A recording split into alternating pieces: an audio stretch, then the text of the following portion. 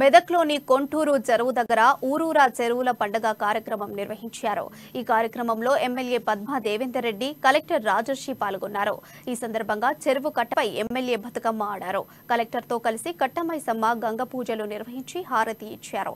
పద్మా దేవేందర్ రెడ్డి మాట్లాడుతూ 2014కు పూర్వం కరెంటు నీళ్లగూస ఉండేదని, తెలంగాణ వస్తే చీకటి అన్న వారి నోళ్లు మూయిస్తూ ఇప్పుడు కేసీఆర్ 24 గంటల నాణ్యమైన విద్యుత్ అందిస్తున్నారన్నారు.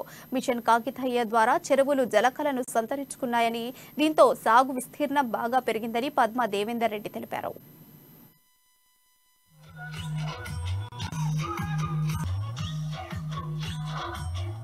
చెరువులను తీసిండు, ఎక్కడెక్కడ చెరువులు ఉన్నాయని తీసి వాటికి కట్ట మంచిగా వేసిండు, తూము మంచిగా వేసిండు, దానికి ఉన్న అన్ని రిపేర్లు చేసిండు.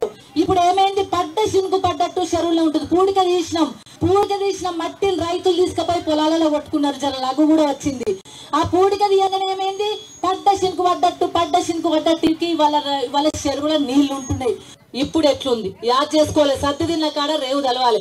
2014 కంటే కరెంట్ ఎట్లుండే, మనకు 5 గంటలు 6 గంటలు 7 గంటల కరెంట్ వచ్చు, అంతకంటే ఎక్కువ రాకపోవు. కరెంట్ అనేది తెలియకపోతుండే రాత్రి పూట కరెంట్ ఇద్దరు యాద్ చేసుకోవాలి. రాత్రి కూడా కరెంట్ మోటార్లు పెట్టబోలే మనము.